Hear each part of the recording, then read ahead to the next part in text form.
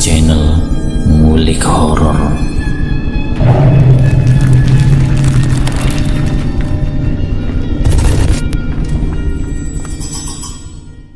Assalamualaikum warahmatullahi wabarakatuh.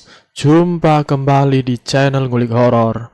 Channel kami menceritakan tentang kisah-kisah misteri yang mungkin bisa menemani agan-agan dan sista semua ya. Kali ini saya akan membawakan kisah misteri yang ditulis oleh @cerita_setan. Kalian juga dapat mengunjungi tweet beliau langsung ya. Nanti link saya akan sediakan di kolom deskripsinya. Oh ya, sebelum masuk ke cerita seperti biasa, nama dan tempat sudah saya samarkan semua ya, untuk menjaga privasi pihak yang terlibat di dalamnya. Yuk, daripada kita lama-lama, langsung saja kita simak ceritanya. Kali ini saya akan membawakan kisah misteri yang berjudul Ajian Segoro Geni. Kita mundur ke belakang dulu di era Majapahit. Cerita ini diangkat dari kisah nyata yang tentunya akan membuat para pembaca sedikit menambah sejarah dan faham akan ilmu kuno.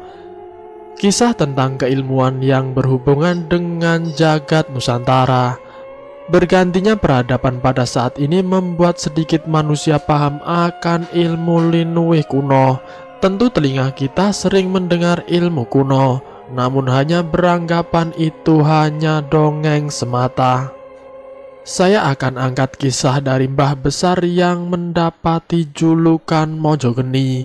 Manusia awam seperti kita kebanyakan hanya paham kalau ilmu itu terbagi menjadi dua golongan, yaitu ilmu golongan suci yang hak dari Tuhan dan ilmu hitam dari golongan perewangan jin atau kodam tertentu.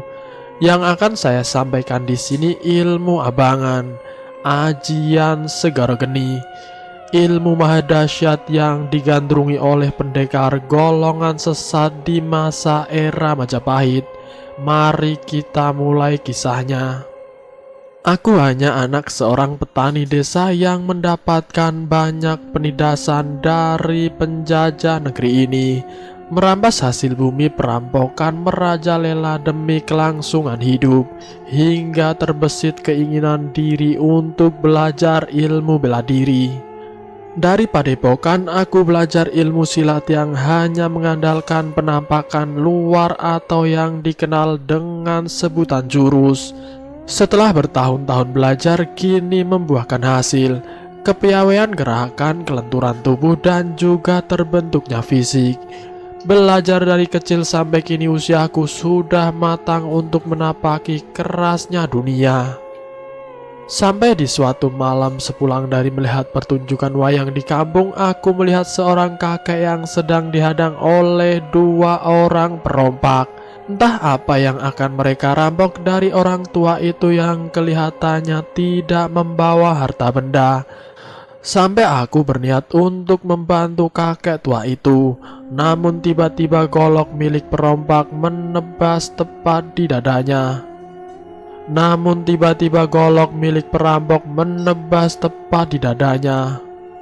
Hah? Mati? Teriakku. Namun kakek itu malah tersenyum. Gamanmu kurang landep leh, golokmu kurang tajam. Lalu satu lagi dari orang itu mengayunkan goloknya tepat di kepala kakek. Sekitar jarak sejengkal atau kurang lebihnya 30 cm, golok tajam itu terhenti dengan sendirinya sebelum menyentuh ikat kepala yang dikenakan kakek itu. Wes, anggonmu gocek. Sudah cukup kalian bermain-main.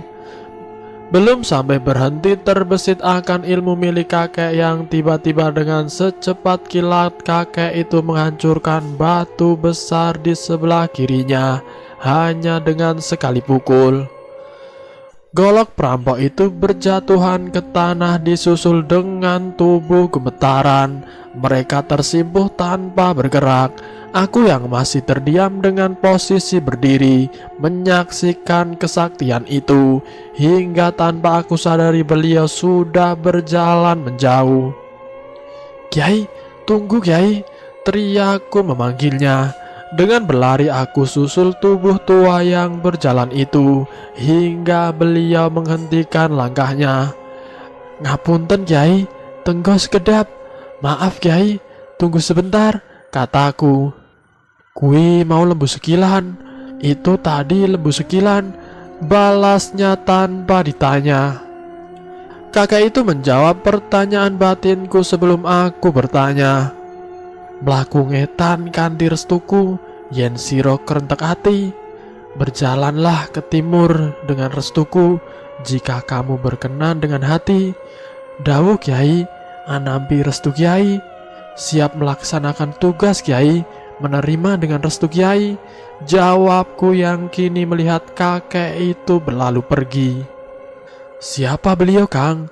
tanya dua perampok tadi yang kini ada di sampingku. Aku juga tidak tahu. Beliau hanya memberi titah untukku berjalan ke timur, maka beliau akan menjumpaiku.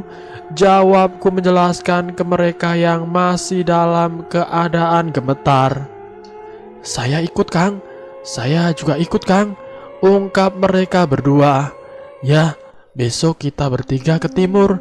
Aku pulang dulu untuk mengambil beberapa baju dan berpamitan sama Bopo dan juga biungku," pungkasku. Setelah berpamitan dan membawa beberapa pakaian, niat awal langkah ini mengikuti amanah sang kakek. Perjalanan menuju timur yang tidak pernah tahu di mana arah dan tujuannya. Terlihat dua orang sedang berdiri di sisi desa. Ya, dua perampok semalam yang ingin ikut serta menemukan ilmu yang dimiliki sang kiai. "Sebelum kita mulai perjalanan, siapa nama kalian berdua?" tanyaku pada mereka. "Aku Jatiwaringin Kang, dan dia adikku Jatirandu," jawabnya. "Oh, jadi Kisanak ini yang dijuluki begal tunggal jati itu?" tanyaku penasaran. "Iya Kang, benar itu. Kalau kepala kalian saya bawa ke Kadipaten, dapat upah saya Kang," jawabku sambil tertawa. "Kami tobat Kang," kata Jatirandu. "Kenapa?" Dengan kejadian semalam itu, makin tertawa aku dibuatnya. "Ya Kang, golok yang kami miliki ini bukan golok sembarangan, tapi tidak mempan di tubuh Kiai itu," jelas Jatirandu padaku. "Memang golok yang Kisanak miliki itu apa?" tanyaku masih penasaran. "Sepasang golok iblis Mandala siluman Kang," jawabnya. Sepasang golok yang sangat diminati oleh para pendekar golongan hitam. Pantas mereka menjadi perampok karena memiliki gaman atau pusaka sakti. Namun pusaka yang mereka miliki ini tak mampu menggores orang tua sakti itu. Betapa dahsyatnya ilmu lembu sekilan yang dimilikinya. Karena kalau kami tak sanggup menembus perisai gaib Kiai itu, kami putuskan untuk menjadi murid beliau dan bertaubat Kang, penjelasan Jatiwaringin padaku. "Ya sudah, mari kita jalan. Yang perlu kita ingat, di atas langit masih ada langit. Jangan berpuas diri dengan apa yang kita miliki saat ini. Belum tentu itu yang terbaik." "Iya Kang, mari kita mulai perjalanan," pungkas Jatiwaringin. Kami bertiga melangkah mencari sumber ilmu yang tak pernah tahu di mana letaknya. Sangat jauh berbeda dengan orang mencari ilmu zaman dulu dengan zaman sekarang yang hanya tinggal menerima. Sudah enak masih malas. Perjalanan yang akan terus mereka cari menyusuri hutan yang sangat lebat terlihat singgup dan menampakkan keangkerannya. Sampai senja pun mereka berjalan hingga haus dirasakan. Di bawah pohon yang sangat besar keluarlah mata air dari sela-sela akar kokohnya. Aku memutuskan untuk beristirahat dan meminum air itu. Sampai tiba-tiba terdengar suara. "Manusia tidak punya sopan santun," terdengar suara wanita dari pohon itu. "Siapa kamu? Perlihatkan wujudmu." Aku yang penasaran dengan suara tanpa wujud itu menjawab dengan sedikit menantang. Seketika melesat seekor rusa dari balik pohon itu. Hanya dengan 4 kali lompatan, rusa itu sudah berdiri di sisi kananku. "Awas Kang!" teriak Jatiwaringin dan menarik tangan kiriku untuk menjauh beberapa langkah. "Siluman terkutuk, siapa kamu sebenarnya?" teriak Jatirandu. Asap putih melintas tiba-tiba. Hanya sekedipan mata rusa itu berubah wujud menjadi sosok wanita yang anggun dan cantik. "Sepasang golok mandala siluman. Kalian kira dengan berbekal itu seenaknya bisa mengotori tempatku?" teriak sosok wanita itu. "Kami hanya kebetulan lewat dan menumpang istirahat sambil meminum air di sumber itu," terangku pada makhluk itu. "Siapa yang mengizinkanmu?" bentak sosok wanita itu. "Maafkan kelancangan kami. Siapa Anda sebenarnya?" Aku mencoba meminta maaf dengan nada yang sopan. Namun tiba-tiba keluar suara tantangan dari Jatirandu. "Banyak bicara, maju kamu iblis betina!" teriak Jatirandu. Dia berlari sambil mengayunkan golok untuk menebasnya. Namun tebasannya itu sia-sia, karena ketika golok iblis itu didebaskan, sosok itu berubah menjadi kabut putih dan seketika berubah menjadi wujud wanita lagi. "Hahaha, manusia goblok," ungkapnya. Kekehan dan umpatan amarah itu mengancam Jatirandu yang masih berdiri dengan kuda-kudanya. "Cukup!" teriakku mencoba menghentikan pertarungan yang jelas akan membuat Jatirandu kalah jika diteruskan. Hingga wanita itu melayang di udara sambil tertawa dan berkata, "Masih banyak manusia bodoh seperti kalian di jagat ini. Bermulut besar tidak memiliki kemampuan sedikit pun." "Siapa Nyai sebenarnya?" jawab Jatirandu yang merasa kalah olehnya tanpa perlawanan sedikit pun. "Aku Dewi Kidang Kuneng, ratu di alas ini, dan kalian manusia sombong berani sekali menginjakkan kaki busuk kalian di alas kekuasaanku," jelas Dewi Kidang. "Kami hanya berjalan saja bertujuan ke arah timur dan memohon maaf atas segala kelancangan kami bertiga Nyai Dewi," ucapku menjelaskan juga meminta maaf. "Pergilah kalian dari sini. Keluarlah sebelum fajar atau nyawa kalian akan dilumut oleh makhluk penghuni sini." Hahaha. Sosok itu menghilang dari hadapan kami dengan ancaman yang sangat mengerikan. Pertarungan yang tanpa perlawanan itu terjadi oleh Jatirandu dengan Dewi Kidang Kuneng atau siluman rusa betina, penunggu alas yang memiliki belik atau sumber mata air. Pertarungan itu diakhiri dengan menghilangnya sosok wanita dengan menyuruh kami bertiga segera meninggalkan alas angker itu sebelum fajar. Perjalanan kami lanjutkan dengan berlari agar segera keluar dari belik misterius ini. Sampai langkah kami terhenti oleh sungai yang membentang luas dengan arusnya yang sangat deras. "Kang, kita sudah sampai Kali Seloprojo," jelas Jatiwaringin. "Kita harus seberangi sungai ini dan terus susuri hutan sampai Tanah Tidar," jawabku sambil mengajak kedua tunggal jati. "Ayo Kang, sebelum terbit matahari kita harus di seberang sungai," ajak Jatirandu. Sedikit penjelasan, Kali Seloprojo adalah sungai yang mengalir membelah antara Gunung Merapi dan Merbabu, yang kini dikenal penduduk setempat menjadi Sungai Prago. Dan yang disebut Tanah Tidar adalah Gunung Tidar yang menjadi pusarannya Tirta Jagat Tanah Jawa. Kembali ke penyeberangan, aku dan dua tunggal jati harus menghanyutkan diri untuk menggapai seberang Sungai Seloprojo yang menghubungkan Laut Selatan dengan Merapi. Sudah sangat jelas jin penunggu Seloprojo sangat tidak terhitung jumlah dan jenisnya.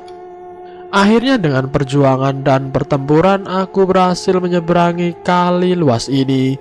Namun sampai di tepian sungai aku belum melihat kedua tunggal jati tersebut. Kemudian menunggu di tepian hutan sembari membuat perapian sebagai tanda untuk mereka. Ketika fajar menyingsing, Kang Mojo, suara panggilan dari kejauhan. Siapa itu? Aku Jatiwaringin, Kang. Jatiwaringin yang kulihat berjalan mendekat seorang diri. Di mana adikmu Jatirandu? Tanyaku. Tidak tahu, Kang. Aku sendirian sampai tepian sungai. Lalu aku melihat asap hingga aku mengikuti sampai sini. Jelasnya. Kini hanya tinggal Jatirandu yang belum sampai. Entah dia selamat atau tidak saat mengarungi sungai Seloprojo yang penuh akan dedemit itu. Kami menunggu sampai siang hari sambil membakar pisang yang kami temukan. Karena hanya menemukan pisang yang belum masak, akhirnya kami bakar untuk dimakan. Bagaimana kalau kita susuri sungai sambil mencari adik saya, Kang? Ucap Jatiwaringin padaku. Ya, mari Kang, kita cari Jatirandu sambil mencari jalan keluar. Lalu kami berdua menyusuri tepian sungai sambil mencari, sesekali juga meneriakkan nama Jatirandu. Sampai senja hari pun tiba, langit temaram terlihat cahaya warna jingga di ujung cakrawala bagian barat. Akhirnya kami menemukan sebuah desa di atas tebing sungai. Sayu-sayu terdengar lantunan gending gamelan. Di depan rumah warga yang berpelataran luas, sedang riuh berkumpulnya warga desa yang menyaksikan ledek yang sedang menari. Ini desa manusia apa lembut ya, Kang? Tanyaku penuh keraguan. Alah, sudahlah Kang, kita lihat saja. Mereka itu manusia apa dedemit ala sini? Jawab Jatiwaringin. Menyeberangi sungai Seloprojo dan menaklukkan segala jenis jin juga lembut penunggu sungai Projo. Aku sudah mencapai seberang sungai yang disusul oleh Jatiwaringin. Derasnya arus sungai membuat Jatirandu belum terlihat batang hidungnya. Kami putuskan menyusuri sungai untuk mencarinya. Sampai tiba di bawah desa yang sedang mengadakan pertunjukan tari ledek. Antara yakin dan tidak, di tengah alas ini ada sebuah desa. Kami berjalan memasuki kerumunan itu dan melihat para among memainkan gamelan. Ada 4 wanita yang sedang melenggak-lenggok ditonton oleh seluruh warga desa. Sampai kami ditegur oleh seseorang. Kisana, sugeng rawuh wonten dusun Sangen Mundur. Kisana, selamat datang di desa Sangen Mundur. Ucap seorang bayan desa yang menegur juga mengucapkan selamat datang. Matur sembah nuwun Kyai, dipun tampi wonten dalem punika. Terima kasih banyak Kyai, sudah diterima di desa ini. Jawabku. Monggo pinarak Kisana, mari mampir Kisana. Ajak bayan desa itu mengajak kami ke dalam rumahnya. Dan ternyata di dalam rumah itu sangat banyak orang yang sedang merawat Jatirandu. Loh, muniko sanak kadang dalam sinuwun. Loh, itu saudara saya Sinuwun. Ucap Jatiwaringin kepada pemimpin desa. Nggih Kisana, munika dipun pinanggih wonten lepen Seloprojo. Iya Kisana, ini ditemukan di tepi sungai Seloprojo. Jawab bayan desa tersebut. Jatirandu ditemukan dalam keadaan pingsan di hulu sungai, lalu dibawa oleh warga desa yang kebetulan sedang mengadakan syukuran panen desa yang melimpah ruah. Di daerah ini rata-rata petani palawija bekerja di perkebunan pala milik pemerintah keraton yang dipegang oleh kolonel Belanda di masa itu. Perkebunan pala sekarang dikenal dengan kebun polo. Mungkin warga sekitar akan paham dan tahu daerah ini yang masih berada di Tanah Tidar atau Gunung Tidar. Keesokan harinya setelah Jatirandu pulih, kami bertiga kembali melanjutkan perjalanan menapaki belantara alas Gelanglang Magelang yang masih menjadi hutan belantara waktu itu. Di pengembaraan kami bertiga saat menapaki perbukitan di malam hari, kembali kami dihadang oleh makhluk tinggi besar dengan wajah menyeramkan. Taring yang sangar menjadi gading di sela bibir besarnya, mata yang merah melotot, badan berkulit hitam, dan dipenuhi bulu seperti beruk gunung. Hanya mengenakan selembar kulit pohon tua untuk menutupi bagian auratnya. Suara yang serak menyeramkan itu mulai tertawa dan berkata, anak manusia, akan kujadikan kalian makanan malamku. Tutur demit tersebut. Makhluk jenis gendruwo ini menghadang perjalanan kami bertiga. Dengan cakarnya dia menggaruk-garuk rambut gimbalnya. Siapa Kisanak? Kami hanya mau melanjutkan perjalanan dan sekedar lewat di daerah bumi tidar ini. Jelas Jatiwaringin kepada raksasa berbulu itu. Aku utusan Kiai Semar sesepuh Tidar. Jika kalian melewati area ini, maka kalian akan jadi makan malamku. Hahaha, ucapnya. Kiai Semar sudah tertunduk oleh Kanjeng Kiai Subakir, juga Kanjeng Kiai Jangkung. Kami sanak cucunya hanya melakukan perjalanan ke arah timur. Hingga makhluk itu tertawa dan angin meniup di sekitaran area itu. Aku mengucapkan dua nama itu seketika gendruwo hitam itu menghilang, seakan takut mendengar dua nama Kanjeng Kiai tersebut. Tanah tidar mereka lalui dan terus menyusuri angkernya alas Gelanglang. Kini mereka memasuki sebuah desa yang dilanda pagebluk.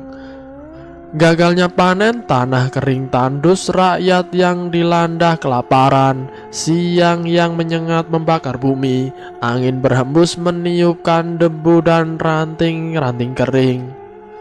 Kenapa di sini tanah begitu kering? Sementara kita baru saja keluar dari lebatnya hutan. Seruanku kepada Tunggal Jati. Apakah tanah ini terkena kutukan, Kang? Tanya Jatiwaringin. Sepertinya ada yang tidak beres dengan bumi yang kita pijak ini, Kang. Imbuh Jatirandu ikut membahas. Sebaiknya kita segera mencari sumber air agar tidak terpanggang di bumi yang tandus ini, Kang. Ajakku kepada mereka berdua. Sejauh kaki ini menapaki tanah kering yang terbelah, kami disambut sebuah desa yang hampir semua penduduknya dilanda kelaparan.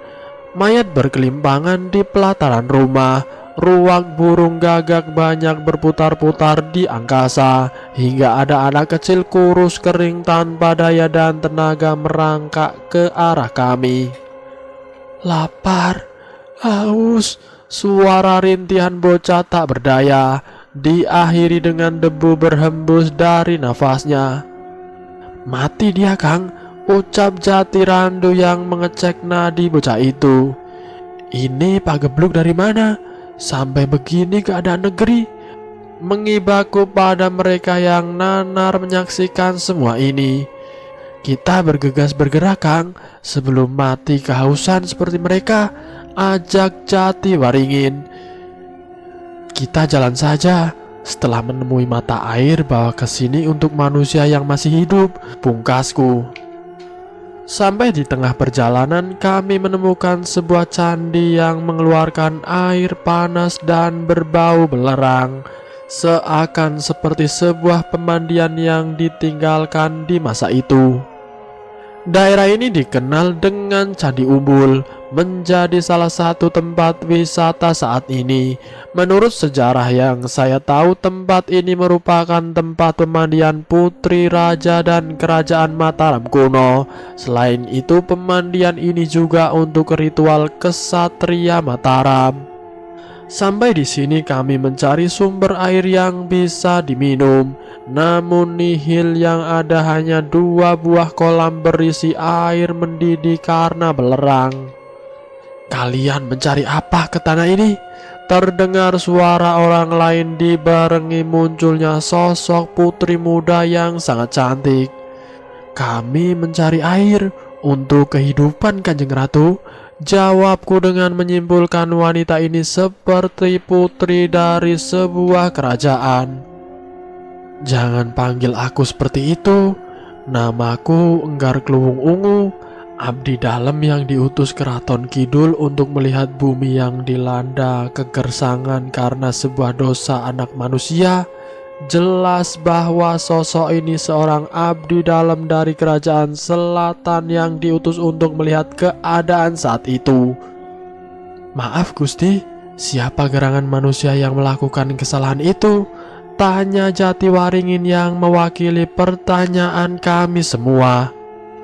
"Ada seorang manusia yang gagal menyelesaikan pertapaannya karena tidak mampu membendung godaan hawa nafsunya sendiri, yang menjadikan dampak kemarau ini sebagai pengganti kesalahannya," jawab Gusti Enggar. "Ilmu seperti apa itu hingga kegagalannya berdampak ke seluruh negeri?"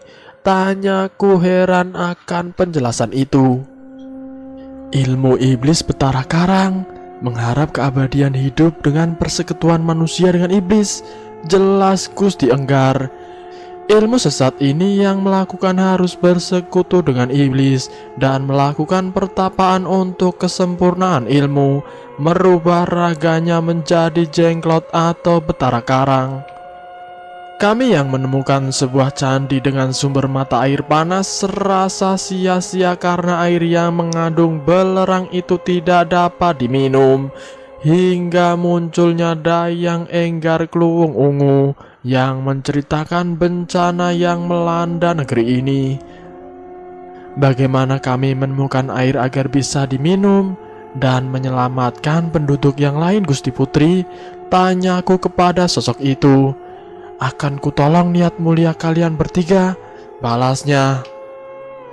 Seketika dia mencabut sebuah sindik konde yang melekat di rambutnya dan mencelupkan ke salah satu kolam air panas yang bercampur belerang itu. Seketika air itu berubah rasa, jernih dan bisa diminum.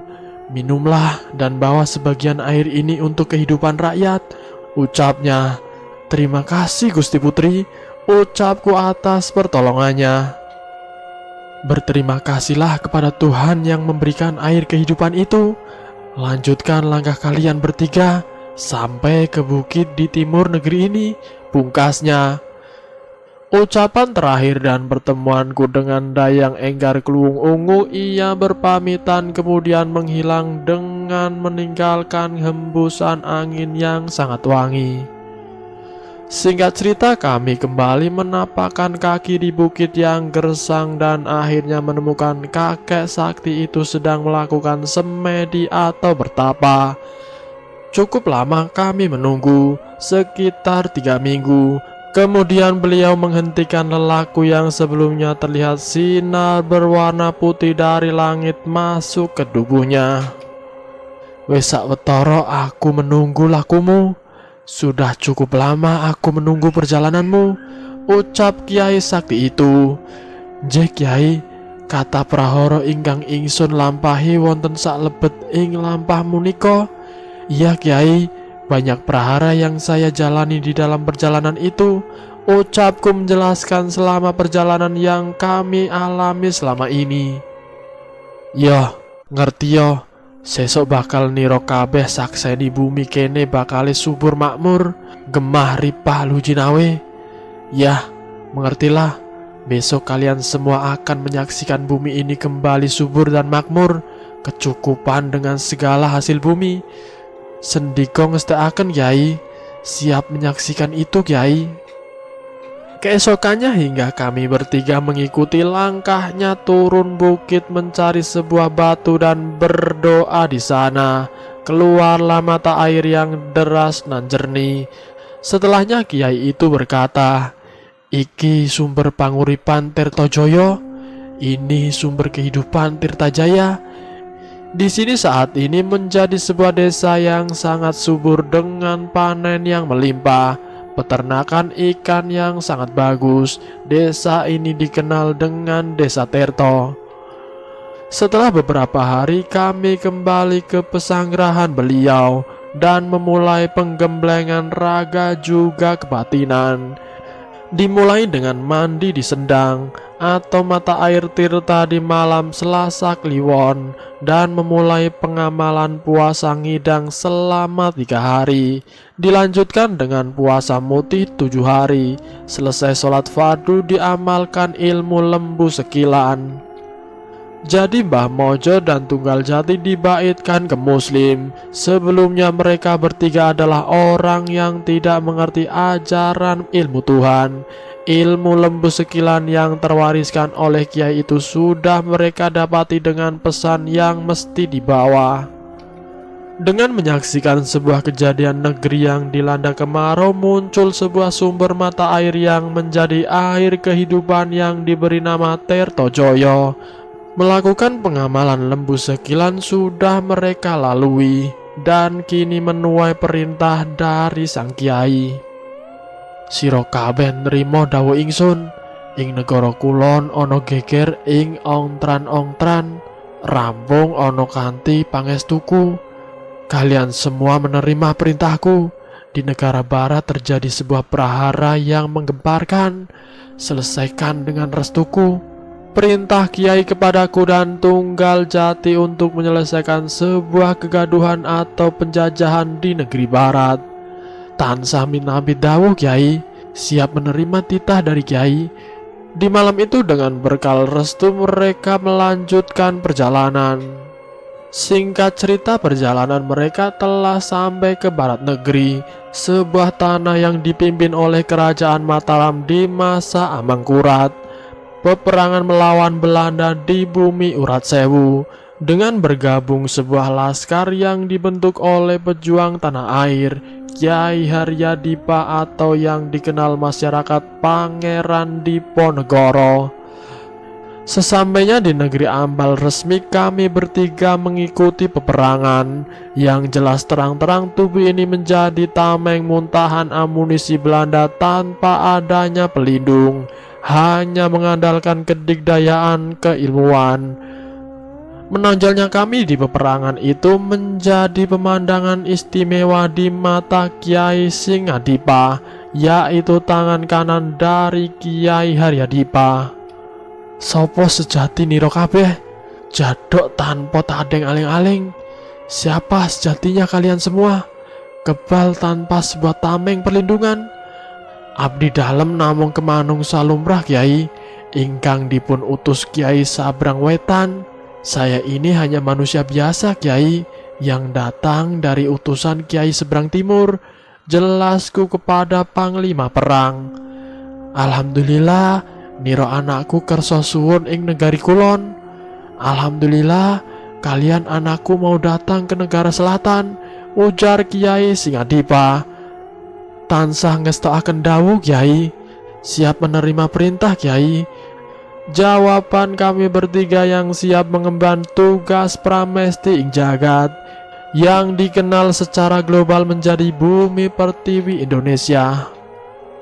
Malam itu bersama laskar yang dipimpin kiai, kami menuju sebuah negara di ujung selatan, menjadi tempat persembunyian Kyai Haryadipa.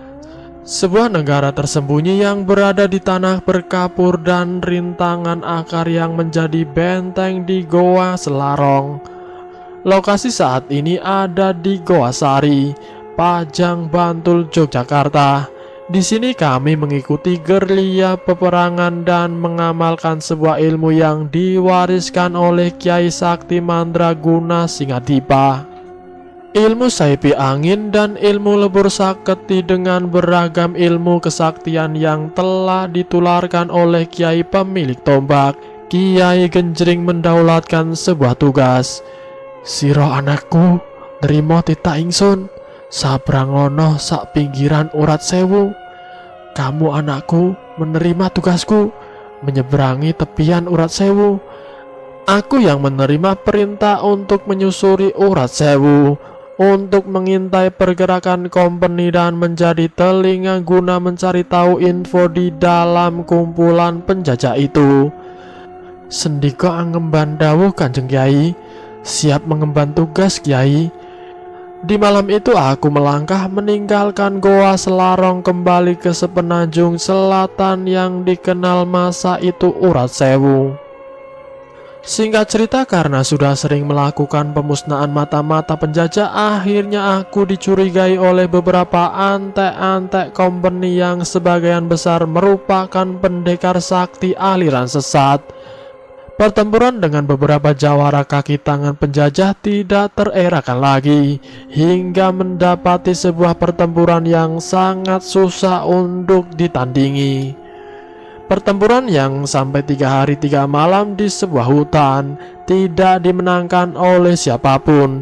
Tidak ada yang terluka dan tersakiti karena sama kuat dan memiliki kanuragan. Walaupun berbeda, namun fungsi dan kegunaan tetap sama. Kita sudahi pertempuran ini sampai kamu datang kembali mencariku dengan kanuragan saktimu, tantang pendekar sakti. Aku akan kembali untuk bumi pertiwi, untuk menyelesaikan kepedihan rakyat Kinandru. Ucapku, kembalilah bawah kesaktianmu, jawab Nandru Braholo dengan kesombongannya. Kinandru Braholo pendekar yang memiliki ajian andalannya Rawa Rontek, juga Buto Braholo Ijo yang bisa merubah dirinya menjadi buto raksasa yang kuat dan mengerikan. Masih dalam kisah pencarian ilmu jati diri, sejatinya pertarungan dengan Kinandru Braholo yang berlangsung selama 3 hari 3 malam tidak ada kemenangan atau kekalahan. Kasekten Aji Barang sudah semaksimal mungkin dikerahkan, hingga berkali-kali perubahan wujud Kinandru menjadi sebuah buto raksasa pun tidak terelakkan karena ia memiliki ilmu sakti Buto Braholo Ijo. Pukulan Aji Lebur Saketi yang bisa membakar jiwa manusia sama sekali tidak bisa menembus pertahanan tameng Wojo yang dimiliki Kinandru. Sampai perkelahian di tengah belantara yang disaksikan oleh para lelembut penunggu Urat Sewu hanya membuahkan lelah, hingga Kinandru Braholo menghentikan perkelahian, lalu menyuruhnya pergi dan kembali setelah memiliki ilmu sakti yang lebih mumpuni. Kesaktian apa lagi yang mesti aku gali? Tanyaku yang masih membuat resah batin. Mulai ku tinggalkan negeri barat dan 2 sahabatku tunggal jati di Goa Selarong bersama para kiai dan laskar pejuang. Sungguh kegelisahan itu membuatku sangat menyelimuti hati. Terdengar suara seperti menuntunku. Jika kamu ingin sebuah mantra aji sakti tanpa tanding, maka ikutlah denganku. Suara wanita tanpa wujud. Siapa Nyai? Silahkan wujudkan di hadapanku, jawabku penasaran. Kisana, kamu harus memiliki keteguhan hati. Jangan terlena dengan kesedihan yang dibisikkan setan yang sebangsa denganku. Mereka hanya mampu mengikis keimanan juga memberi keresahan hati. Hingga sebuah kabut melintas, lalu sosok putri dari negara gaib itu menampakkan dirinya. Nyai Dewi, ucapku terkejut karena yang muncul di hadapanku kini ternyata Dayang Enggar Kluwung Ungu. Ikutlah bersamaku Kisanak, aku akan mengantarkan engkau di sebuah tempat untuk lelaku, ucapnya. Saya akan ikut kemana Nyai Dewi pergi, tunjukkan padaku tempat itu, pungkasku. Ku ikuti langkahnya yang hanya memberikan suara melalui pendengaran gaib atau telepati. Arahan itu menyuruhku untuk menginjakan di kaki di Gunung Lawu, di sebuah goa yang membentuk seperti sumur. Aku melakukan hening lelaku pertapaan di sumur Jala Tunda sampai mendapati ilham. Bangunlah Kisanak, lanjutkan lelakumu di Curug Mandak Karipura. Bisikan subuh terdengar. Dengan segedip mata kini tempatku sudah berpindah di negeri sapi. Curug ini dikenal tempat pertapaan Sang Mahapatih di tempo dulu. di mana Gajah Mada mendapatkan ilmu sakti Aji Mundri. Pertapaan dilakukan selama kurang lebih 2 tahun, hingga ilham kesaktian itu telah kudapatkan dengan mengalahkan semua siluman macan putih yang menjadi penunggu Curug Madaripura. Nyai Dodo Putih adalah siluman macan putih yang diberikan Mustika Mundri, hingga aku dapat menggunakan ilmu ini sebagai penutup pasokan atau menghilang dari pandangan. Pertapaan yang dilakukan dalam 2 tempat di Sumur Jolotundo Gunung Lawu dan dilanjutkan di Curug Madaripura. Disinilah Mbah Mojo mendapatkan Aji Sakti dengan mengalahkan terlebih dahulu Danyang Nyai Dodo Putih yang merupakan siluman macan putih penunggu Madaripura. Langit sore yang menghitam menghalang bias mentari membakar langit. Tetesan gerimis dan kilatan halilintar menjadi teman perjalanannya meninggalkan tempat pertapaan yang ditempuh 2 tahun lamanya. Aku akan segera menyelesaikan kepedihan rakyat. Harus aku selesaikan perhitunganku dengan Belanda juga Nandru Braholo. Batin yang terus berkecamuk amarah. Tatkala terjajahnya bumi pertiwi, aku menuju barat untuk segera menyelesaikan tugas yang ditunda oleh batin. Aku menyempatkan mampir di Sedang Tirtajaya untuk mandi, membasuh diri setelah pengamalan lelaku. Setibanya di alas gelanglang, tanah yang dulu dilanda kemarau panjang telah berangsur membaik. Persawahan yang tandus terlihat menghijau dengan bibit padi yang digarap oleh penduduk. Jalan berdebu kini ditumbuhi rumput liar. Banyak penduduk yang datang dan tinggal di area sumber air kehidupan. Kijang liar yang minum di sumber air itu melangkah lari menjauh saat mendengar langkah kakiku yang mendekati sumber mata air Tirtajaya. Membasuh muka sembari berdoa untuk bersuci kemudian berendam di kolam itu. Tunduk marang hawa nafsu angkara murka, namung pawini patenge manah meniro. Tunduk terhadap hawa nafsu angkara murka hanya menumbuhkan kegelapan dalam hati, ucap kakek tua sakti yang sudah menunggu berdiri di tepian kolam. Kiai, ucapku, janggep ono lelakumu kanthi 10 tahun suwene, bakal ingsun temurunaken ilmu abang, ilmu segoro geni. Genapi pertapaanmu sampai 10 tahun lamanya, bakal aku turunkan ilmu merah, ilmu segara geni. Jelas kakek. Derekaken dawuh Kiai, tansah pinaringi pangeston ipun. Siap mengikuti bimbingan Kiai, mohon berikan restunya. Ku ikuti langkah kakek menuju persanggahan di atas bukit. Malam itu setelah bermunajat kepada Tuhan Yang Maha Esa, aku mendengarkan penjelasan kasepuhan dari beliau dan juga tata cara lelakunya untuk mendapatkan ajian segara geni. Ilmu ini sebenarnya ilmu yang diminati oleh pendekar standing golongan hitam. Sebenarnya ilmu ini hampir sama kegunaannya dengan aji lebur saketi. Beda pengamalan juga cara lelakunya. Ngilmu ireng iku bakal muspro kelawan ngilmu abangan. Ilmu hitam itu bakal musnah melawan ilmu merah, ucap kakek. Dawuh Kiai, nyirep niro nglakoni poso sakjeroning 3 wektu, awiwit anggara asih. Bermeditasilah selama melakukan puasa, selama 3 hari dimulai anggara asih. Yang dimaksud dengan anggara asih itu hari Selasa Kliwon menurut primbon Jawa kuno. Niat ingsun ametek ajian segoro geni, dijabahi maring Gusti kang anggadah geni, amarga ingsun anyekseni sira kang kasebut ratuning geni, sira kang kasebut jagade geni, sira kang kasebut segarane geni, ratu nira ratuning geni, jagat nira jagade geni, segara nira segara geni. Amalan itu diturunkan oleh gurunya, ilmu merah yang tidak seharusnya dimiliki oleh pendekar golongan putih. Tapi ilmu tenaga dalam yang dimiliki telapak api ini akan menjadi ilmu kesempurnaan dengan gabungan aji lebur saketi. Hasilnya akan tanpa tanding untuk menghanguskan jiwa musuh. Sempurna kong ilmu iki kanthi topo broto ing sakjerone gua langse, pati geni sak suwene nglampahi laku. Sempurnakan ilmu ini dengan bertapa berata di dalam gua langse. Puasa pati geni selama menjalankan amalan ini. Di gua langse pertapaan itu dijalani selama 10 tahun lamanya.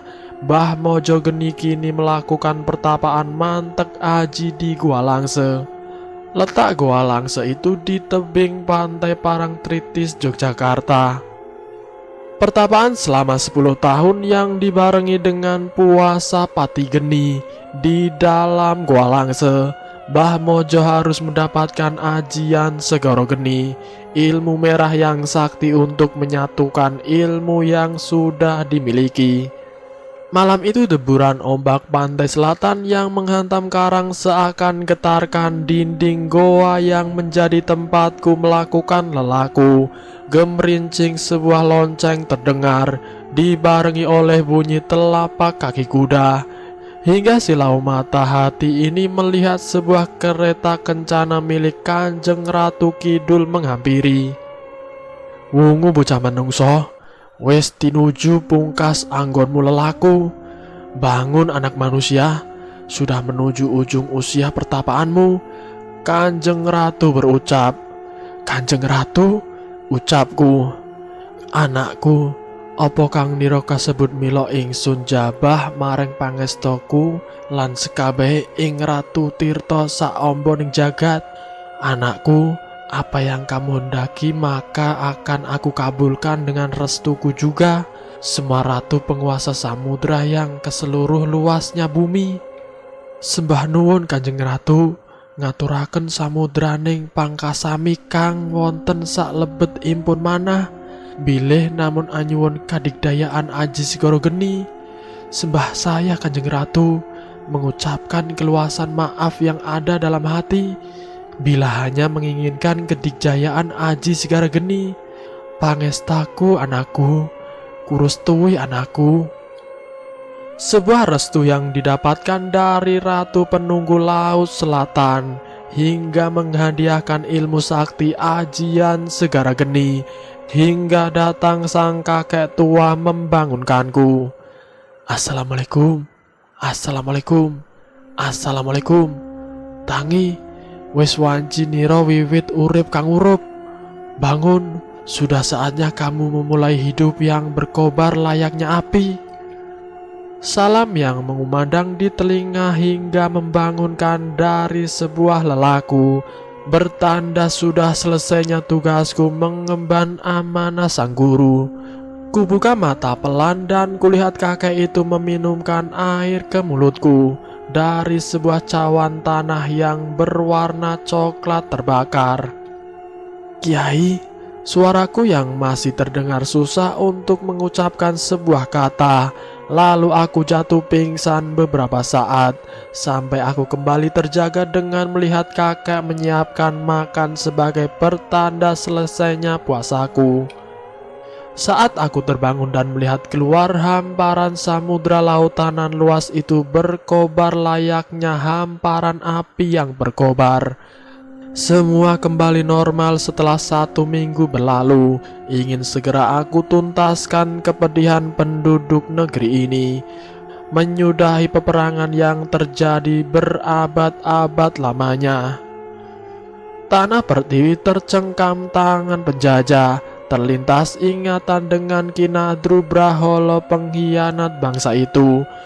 Karena saking manahan luka hati membayangkan kesengsaraan rakyat, kupukulkan telapak tangan di sebuah pohon yang besar, seketika roboh dan terbakar.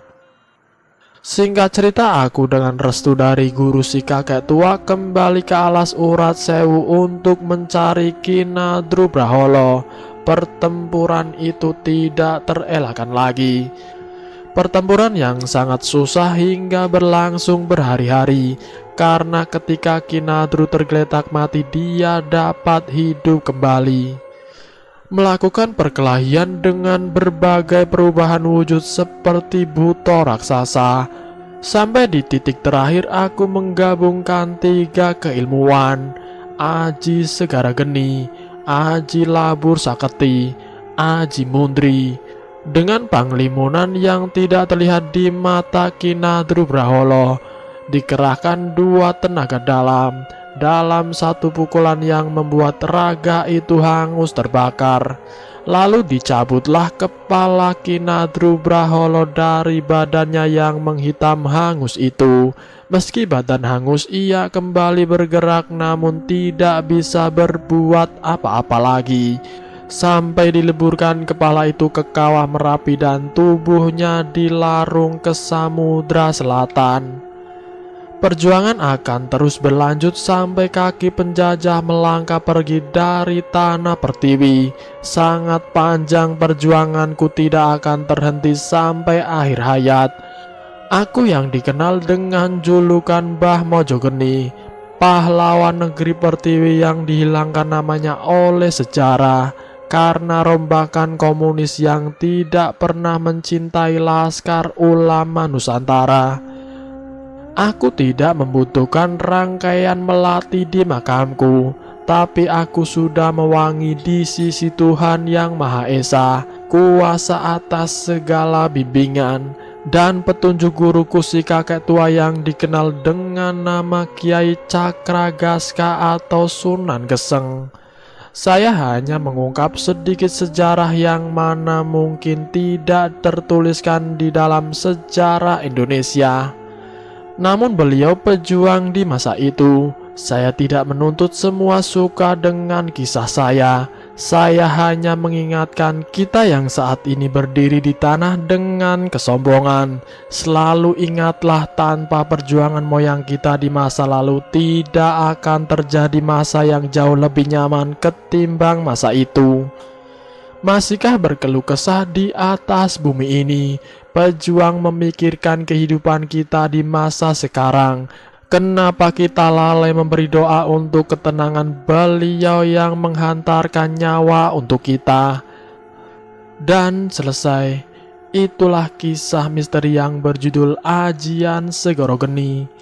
Semoga video kali ini bisa menjadi wawasan buat kita semua, untuk kita lebih tahu apa yang terjadi di masa lalu. Ingat, di atas langit masih ada langit lagi. Jadi janganlah sombong dengan apa yang kita miliki. Terima kasih sudah mampir di channel kami. Jika kalian tertarik dengan video kami, silahkan tekan tombol like, share, dan komen. Tekan subscribe untuk mengikuti video kami selanjutnya. Wassalamualaikum warahmatullahi wabarakatuh.